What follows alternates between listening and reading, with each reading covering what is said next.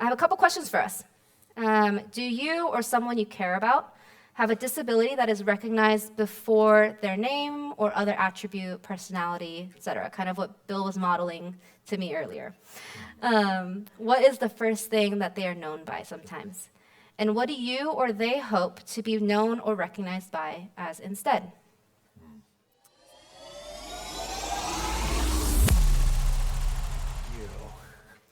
Hey, I'm Bill White, and I'm one of the co-pastors here. My pronouns are he, him. And where's Arie Kim El Arabi? Welcome up Arie Kim El Arabi for her inaugural sermon.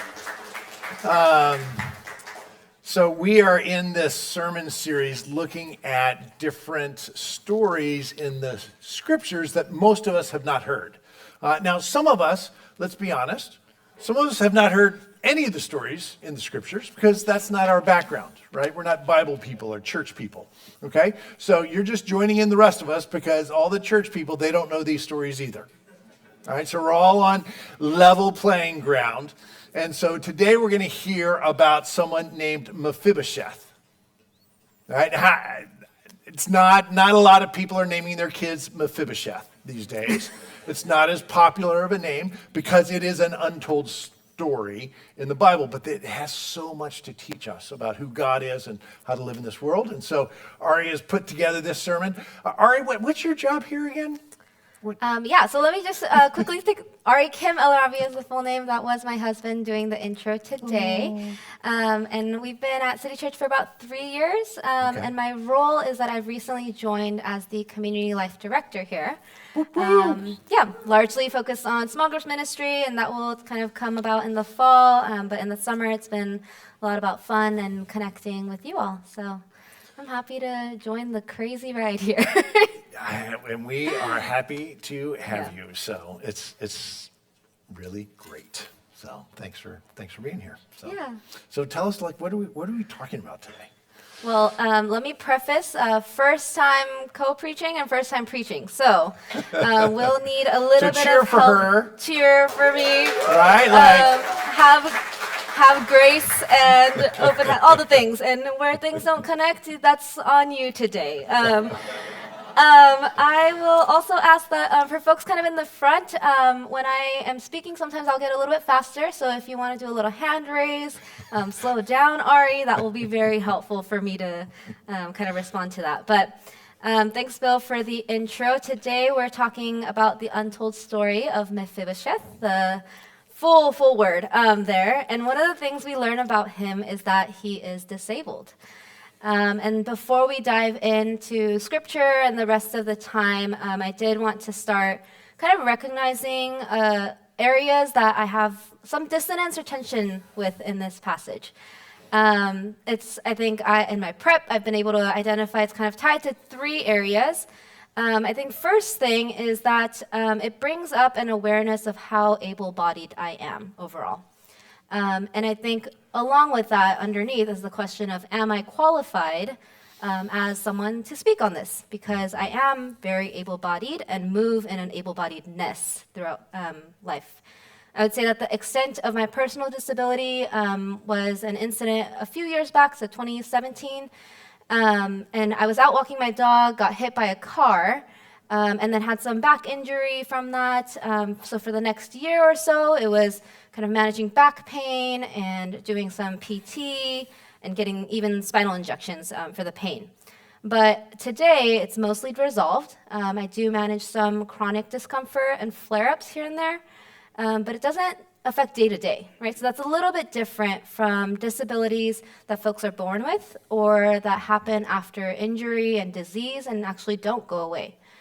So I think I feel kind of that tension of my disability is maybe less than, or, maybe I'm not the right person to talk about this. And yet I did feel a pull to the story of Mephibosheth, and I wanted to chat about disability amidst a series on untold stories, because I think that is important. And so that's kind of how I'm entering in. That part of it feels right.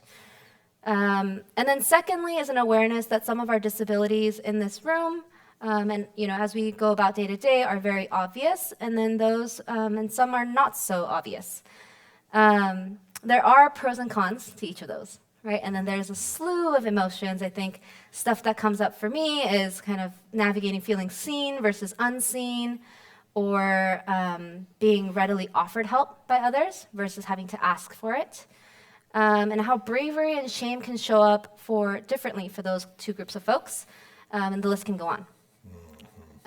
Like a lot of things, a wide spectrum here. And disability is not removed from kind of that spectrum concept. So I think for me is, as we go into this, how do we go about honoring the different experiences and then giving the appropriate weight to both of those is kind of something I've been ruminating on, and I still feel tension. And then lastly, the thing that comes up for me is kind of bigger picture. I have deep sorrow and anger when I think about the world that we live in and its connections to disabilities. So, earlier a few months ago, we were talking about a series on empire, and often kind of profits, the mentality of profit over people, kind of are intertwined there. And that often inflicts violence on people, which in turn has lasting disabilities. And so there's that kind of what is the connection between violence and militarized violence to disabilities in large communities? And I think something I need to name and hold space here for before we go into the rest of the passage is the amputee crisis in Gaza.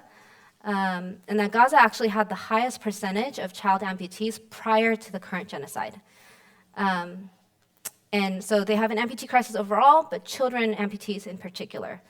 And that should be moving. It's moving for me, and it's alarming. And then more recently is the Israeli-manufactured starvation and famine in Gaza, which is also going to have permanent damage on this generation as well as those forthcoming. Those are kind of like the big things that I'm holding coming into today. I feel deeply angry. I'm an Enneagram 1, so I feel a lot of virtue and kind of ethics stuff really hits me, and I feel angry and grieved by our country's role in particular. Yeah.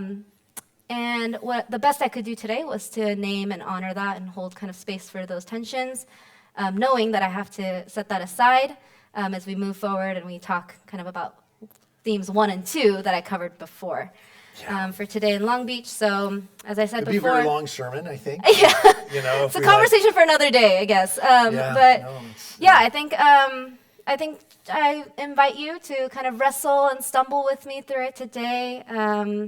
Bill and I will take you on a journey on Mephibosheth's story. And my hope is that we can share kind of a curious posture and wade through that tension together. Particularly tension around where we sit in the context of disability and potential ways to move here forth in individual and collective or community response. Some of us in here will have keen insights from shared experiences with Mephibosheth. Some of us may feel some guilt, discomfort, tension, similar to I am, and all of us are invited to be curious. So with that said, thanks for entertaining my preamble on that. No, all the big things that I'm coming in with today. we're all here, right? And we're all thank you. Yeah. Thank you. Also, I didn't see any of this, No, so I think I'm pacing is okay. No, but we're all here, and we have different relationships with disability, right? For those who we love and for ourselves, right? Just like she's talking about. So some of us are going to feel different feels today. Yeah. And that's okay. There's space for let's be all curious. the feels. All the feels. All right. With that said, we're going to pull up our scripture, and I'm going to invite our friend and my sister, Christine, to come up and read for us. Woo woo! And typically at City Church, we do stand for the reading of God's Word. So if you can do that with me, that would be great. You have to come over here so that the nice people on Zoom can see you. There you go. Hi, people on Zoom. We didn't say hi. Hi, Zoom. Oh, yeah. Okay, this is 2 Samuel 9, David and Mephibosheth. David asked, "Is there anyone still left of the house of Saul to whom I can show kindness for Jonathan's sake?" Now there was a servant of Saul's household named Ziba. They summoned him to appear before David, and the king said to him, "Are you Ziba?" "At your service," he replied. The king asked, "Is there no one still alive from the house of Saul to whom I can show God's kindness?" Ziba answered the king, "There is still a son of Jonathan. He is lame in both feet." "Where is he?" the king asked. Ziba answered, "He is at the house of Machir, son of Amiel, in Lo-debar." So King David had him brought from Lo-debar, from the house of Machir, son of Amiel. When Mephibosheth, son of Jonathan, the son of Saul, came to David, he bowed down to pay him honor. David said, "Mephibosheth." "At your service," he replied. "Don't be afraid," David said to him, "for I will surely show you kindness for the sake of your father Jonathan. I will restore to you all the land that belonged to your grandfather Saul, and you will always eat at my table." Mephibosheth bowed down and said, "What is your servant that you should notice a dead dog like me?" Then the king summoned Ziba, Saul's steward, and said to him, "I have given your master's grandson everything that belonged to Saul and his family. You and your sons and your servants are to farm the land for him and bring in the crops, so that your master's grandson may be provided for. And Mephibosheth, grandson of your master, will always eat at my table." Now Ziba had 15 sons and 20 servants. Then Ziba said to the king, "Your servant will do whatever my lord the king commands his servants to do." So Mephibosheth ate at David's table like one of the king's sons. Mephibosheth had a young son named Micah, and all the members of Ziba's household were servants of Mephibosheth. And Mephibosheth lived in Jerusalem because he always ate at the king's table. He was lame in both feet. People of God, this is the word of God. Thanks be to God. You may be seated. Thanks, Christine. That was great.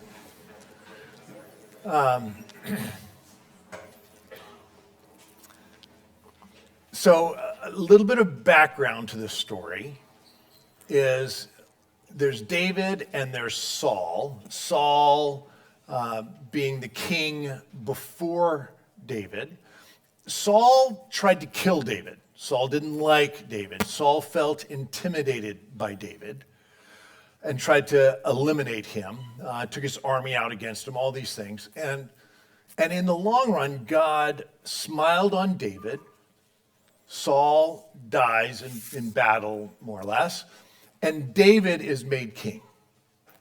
So back in the day, of course this wouldn't happen now, but when someone rises to power, particularly those who are insecure, what they try to do is they try to knock off anyone who came before them. They speak poorly of them. They make fun of them. They might try to take them to court or. It doesn't happen today. Has that happened today? I don't know. You tell me. This is the bias a long time ago. I guess. I don't know. It's really a long time ago. So I don't know. Anyway, but this is what happened. So oftentimes you would literally, back in the day, you would kill off all of the offspring of the former ruler so that they wouldn't have a chance to displace you or your tribe. Right? Does that make sense? And this is what people in power do. Right? So that's the scenario here. So Saul was king. Now David is king. And it's weird that David says, I want to honor Saul's child, Jonathan. So it's a little weird. So we have to understand that. And part of the story here is that David and Jonathan, the son of sort of his arch enemy, were super tight. They were great friends. It says in the scriptures in 2 Samuel, it says this. David is speaking to Jonathan. He says, your love for me, this is right after Jonathan died. He says, your love for me was wonderful, more wonderful than the love of women. All right, so he's his best friend. If you study 2 Samuel in depth, and we're not going to do that here, but it's super interesting because their friendship between David and Jonathan climaxes, and a lot of the images used in 2 Samuel are of a Jewish wedding. Just kind of curious. That David would say your love is better than the love of women. So this is David's one true love who has died. And then David decides, I want to honor Jonathan. And so he goes to Ziba. Ziba was a servant of this other tribe, right? Saul's tribe, Saul and Jonathan's tribe, and says, is there anyone left? Because what happens is when there's a change in power, a lot of people get killed off. And Ziba says, yes, there is. And when we look at what Ziba says here, it's a super interesting moment. Listen to how Ziba's the servant, describes Mephibosheth, the grandson of Saul, the son of Jonathan.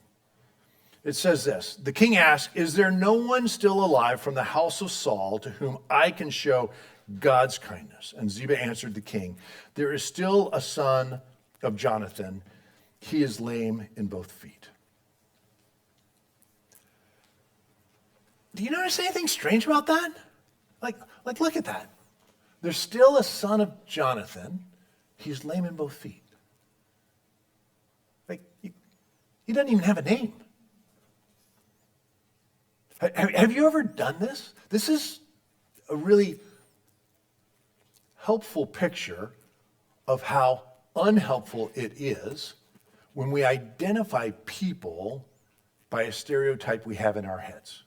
We look at them and we say, oh, they're like this.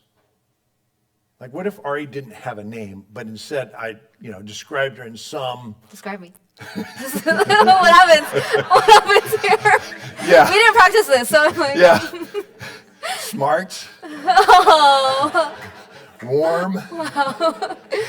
Right? But there could have been other words, right? And I guarantee each of you was thinking, is he going to say that word? Or that word? I don't know what those words are because they wouldn't come to my mind. Well, not for you. When you're a spiritual giant, Yeah. like this. So holy, thank you. But this is what happens. This is what we do with people, right? We stereotype, and particularly with people with obvious disabilities. We don't even use their names. And this text is here as an invitation in this untold story that we barely ever think of to rethink. How do we approach other human beings who are made in the very image of God? That as one author said, that if we could see them for who they are, we would actually be tempted to bow down and worship them. Because that's who we really are. So what do we do with this human tendency just to name, to stereotype, not to name, but to stereotype? What do we do with that? Okay. So I think before we trash on Ziba a little too much, I'll draw a little bit of nuance here. Nuance has never been my strength. I think that it's great. You mentioned this. Ziba is a servant. So in this series, we've had a lot of servants show up as a kind of hero. So we'll recognize that part. And then I think perhaps the way that he's talking to David is in a way that David would, as the king, as someone who is the most privileged in the world, would understand of and know of Mephibosheth himself. So by name, maybe it's not recognizable. So I'll give a little grain of salt there. But I also want to shift to what I noticed about Ziba in these verses. So what stood out to me is that he has a clear eye on Mephibosheth. It seems like he knows where he is and what he's up to. So it wasn't necessarily in the lame feet part, but in the, he's in Lo Debar and yada yada. That's where he's at right now. And why that sticks out is that it's an indication to me that Ziba has maintained some sort of relationship with Mephibosheth. And like we've covered, that could have been dangerous in that time, right? As an extension of Saul's lineage and a potential threat to David's throne. Ziba kind of puts himself in that connective tissue position. And that makes me think about where I've been told or shown to distance myself from certain relationships that are advantageous. And particularly I'm thinking in like professional or career settings. So I'll share a quick story. Several years ago, when Arie was a lot younger and earlier in her career, part of my role was to create these quarterly business meetings, and it was about 200 to 300 people on the UCLA campus, lots of bigwigs, but you had to coordinate all the back-end things, so the AV, food, logistics, it was a whole thing. with that, there were kind of key folks that I needed to work with in AV, in facilities, and parking. And in the process, I think I made some relationships. So got to, learn Harold at AV and Lucia with facilities, who, what do their weeks look like? What's their family like? Are there any changes? Those kinds of things, like building relationship. But I think what stuck out to me was once, I think a couple quarters in, some of my leadership pointed out, so after the meeting, I was chatting with them on the side, clearly looked like there was some sort of friendship. And they pulled me aside and they were like, hey, we noticed that you talk to these people quite a bit, and maybe that's like not the best use of your time.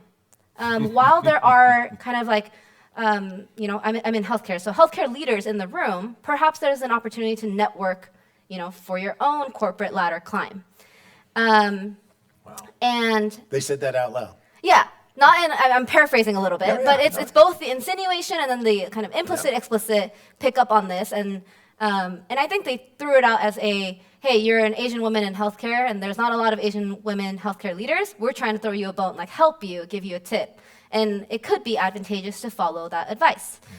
And I don't think that I actually kind of I didn't talk back at that point, but I also pocketed it, I guess. And there wasn't anything intentional around it. But as I looked back, and we'll talk about Harold's kind of confrontation in a little bit, but at some point within the next 6 months to a year, as my career progressed, I was promoted, those kinds of things, I guess that kind of took a little bit of root, right? So in the future interactions with Harold and Lucia, I had become less interruptible, less, I think, intentional about kind of cultivating that relationship. So it became a lot more transactional, like I need this and this by this date, and then kind of leave that there. At the end of the meeting, not really checking in with them and being like, peace, I gotta talk to other people. And I didn't actually notice that shift until there was a moment that Harold kind of pulled me aside after a meeting and said, hey, I've noticed that you've changed a little bit. Like, we don't really talk, you don't check in with me, you don't know things, and that's fine. And he was like, but I just wanted to recognize that had changed. Wow. And it was kind of like a mirror opportunity, right? Yep. And so I was like, oh, that's strange that I didn't actually choose to do it, but I kind of, without being mindful of it, that was what had taken root. And I think some of us might be familiar with like the your network is your net worth kind of statement. And so I think that was a moment that, particularly as I thought about career growth and trajectory, what are these intentional decisions going to look like for me? Because certainly there are trade-offs that we make in what relationships we pursue or leave behind. So who we choose to maintain relationships with really matters. And that's what I see for Ziba, right? And I think doing what you can within the kind of cultural So and Ziba historical actually context. kept up this relationship with someone. That's how who I was- would read it, yeah. Yeah. And Okay. I think that's what stands out to me. And then I think on top of that, so I think, do we have a slide for this? So Ziba first mentions Mephibosheth as the person with 2 lame feet. When the interaction comes where Mephibosheth is brought to David, I want us to look at how David speaks of him. So do we have a slide? Yes. Yeah, I think- Um, Yeah, there it is. And so when Mephibosheth, son of Jonathan, the son of Saul, came to David, he bowed down to pay him honor. And David said, Mephibosheth, at your service, he replied. So what I noticed from this is that David's first word to him was his name. And it feels personal. Mephibosheth is more than what he looks like or how his body works. David's kindness extends thereafter to an ongoing relationship with him, right? So we see that he's invited to the king's table for the rest of his life. They share meals. And we'll kind of asterisk that this might be triggering because this is Mephibosheth's dad's previous royal table. So maybe there's a little So weird. something to work through there. But that's what's going on. And I think, so within this, thinking about relationships and disabilities and the disabilities of others, I have a couple questions for us. Do you or someone you care about have a disability that is recognized before their name or other attribute, personality, etc.? Kind of what Bill was modeling to me earlier. What is the first thing that they are known by sometimes? And what do you or they hope to be known or recognized by as instead? Second question to think about is, do you have a relationship that a quote-unquote bigwig would say is not valuable or advantageous to you? Has there ever been an unexpected gift of goodness or care to you that came from that very taboo relationship? And so with that one, I think I forgot to mention, but Harold and Lucia bailed me out of a lot of kind of behind-the-scenes event coordination snafus. And that, I think, came really from them being community to me because of the developed relationship, right? So there were things that they didn't have to do or take care of for me, but they went the extra mile in the midnight hour because, catering fell through or something, and they would lean on their networks.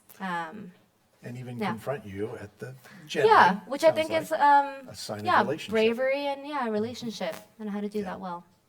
Yeah. Yeah.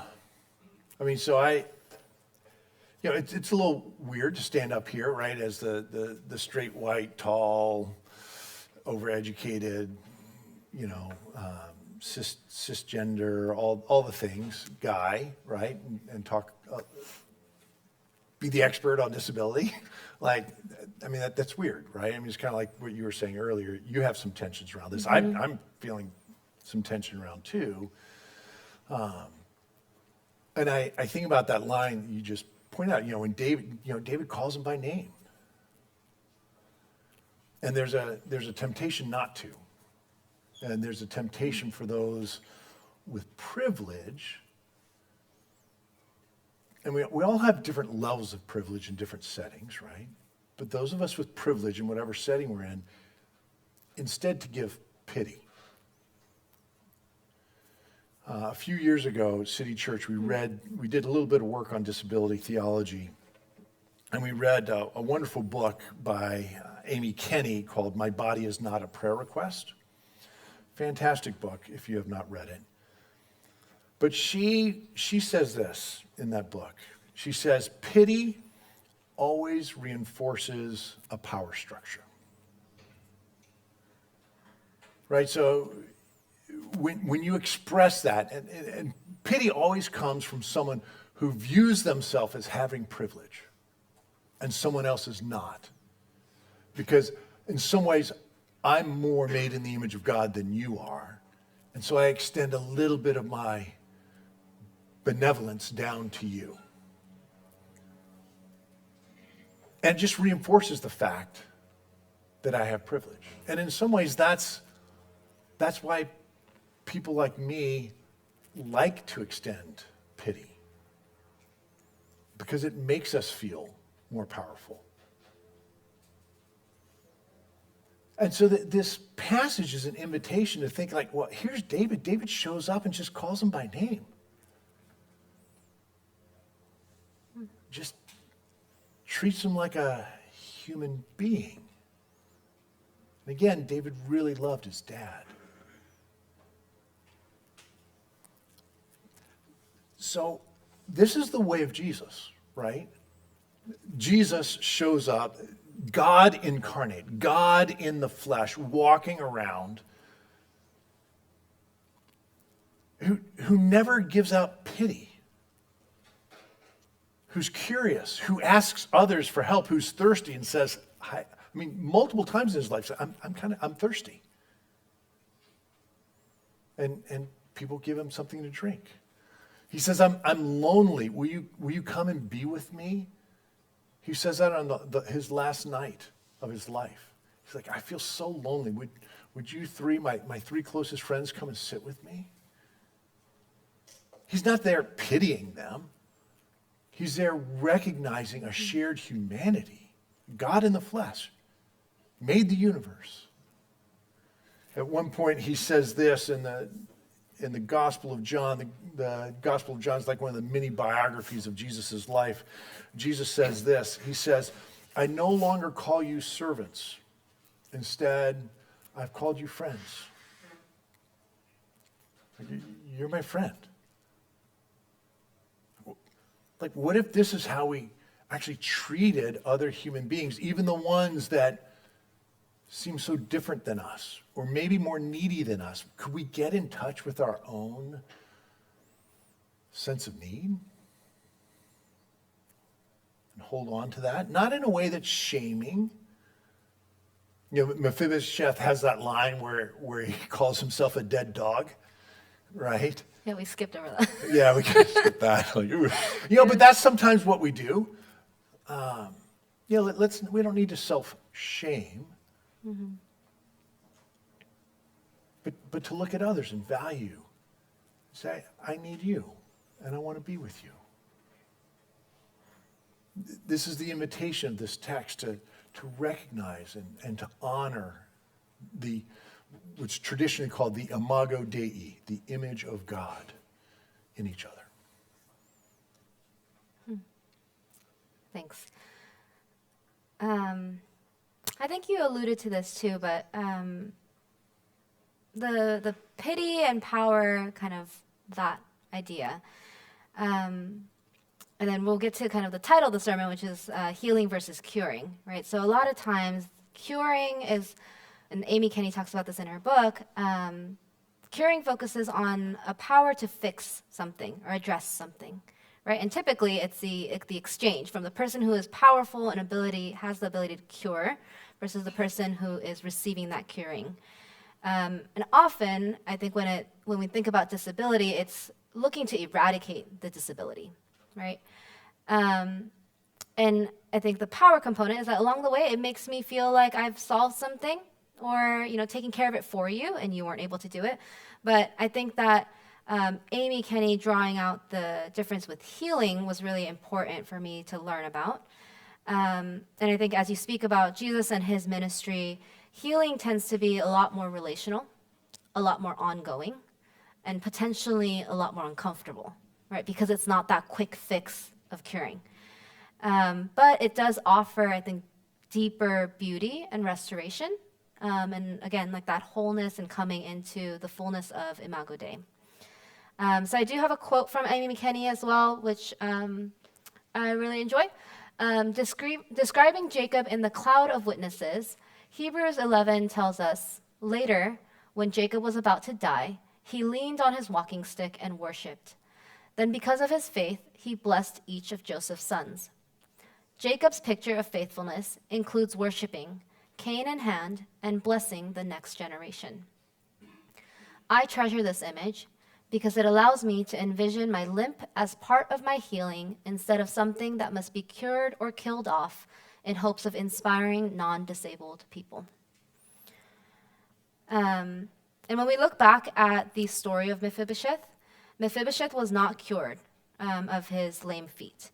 He was still disabled, but I think what stood out to me was that the last verse of the chapter, and which ends this whole section, the whole time David interacts with him, it was on a person-to-person level, and then it mentions the feet again at the end. So we see David called him by name. He reinstated possessions, aka kind of like reparations to Mephibosheth and Saul's lineage, and relocates him to Jerusalem. He's no longer pushed out to wherever the heck Lo Debar is. Bill researched that it likely means no pasture or no word, and just like nowhere. Oh, nowhere, okay. It's like and nothing. So it suggests kind of a place of either poverty or insignificance, so thinking of like him being cast off to that place. So the huge difference of being brought back into Jerusalem is and honored in a way is what kind of speaks a lot to me here.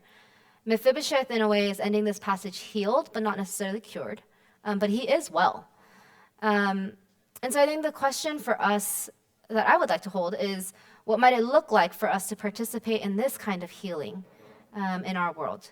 The one that is more relational, more ongoing, sometimes discomfort, but has the promise of beauty and restoration for both sides. I think one practice that comes up that I've been trying to do in the past few months has been searching for ways to shift how we think about disabilities and expand our capacity to interact with them. So I have an example of a Maori word for autism, and it's takiwatanga, and it means, it's a variation of the other pronouns, and meaning my, his, or her own time and space. And I think this looks very different from how maybe our Western world and our predominant culture would think about autism. And just knowing this and being able to kind of put that into my toolkit or understanding helps me think about, I can look at this differently, and it's very honoring. It's in their own time and space. It's not something I need to control or to fix, and that there is an offering of what can I learn from that pacing, as well as someone who tries to move very quickly and take care of things effectively. So, yes. Do you have any thoughts on No, healing, curing? well, I mean, I know so many folks who are on the spectrum, Yeah. right? And I think it's been the gift of City Church to, my co-pastor will say that she's on the spectrum herself, realize like, oh, this is actually a gift to me, not something to work around or to label. I think everyone should have an autistic co-pastor. It's like the best thing ever. I mean, that's why City Church is such a great church. I mean, she's amazing. And We miss Brenna today. Yeah. What's that? I said we miss Brenna today. I Yeah. miss Brenna. My co-pastor's she's on sabbatical, for those who don't know.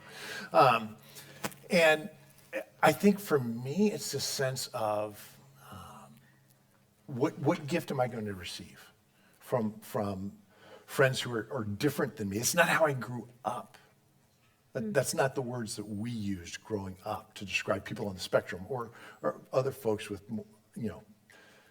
objectively obvious disabilities. I don't even know what the right words are. I'm still learning so much here, right? So I think, wow, what a gift. And so that word brings it out and just kind of how you put this together. It's like, yes, of course, this is a gift. The healing. The healing without the fixing. Yeah. Which is not easy. Just, I don't know. So, Yeah. I mean, I was scared at first. I mean, when Brenna used that word first, and that was before, she's kind of been on this journey we've worked together now for almost 10 years. And, I remember I would be like, I'm a little uncomfortable right now. Right? Because it felt, now it's far more, it's just life. It's a gift. yeah. But there's still so many other disabilities that I'm like, oh, I don't know what to do with that. I'm uncomfortable. Yeah. It's a process. Okay. We covered a lot. I feel like, but as we close, I do have some questions for us to walk away with. Maybe you think about them by yourself. Maybe you talk about it with a friend here later. But I'll talk to kind of two groups for me. The first group, after hearing today, you might be thinking about your own disabilities. Perhaps you've felt discomfort, unseen, hurt. And so I think the question would be, what might it look like for God to heal you, to call you by name, to care for you, and to honor you? Some questions to support that are, what part of this healing journey feels most inaccessible to you? So is it by the naming part, the feeling cared for, or feeling honored? And particularly, I think, is there any area that you don't feel invited or integrated by those who are non-disabled? And what might it look like to share wisdom to us on how your community can do better? The second group, I think some of us might be realizing, and this is kind of where I fit, I think, we've never really thought about justice in the area of disability before too much. And Mephibosheth's story challenges us.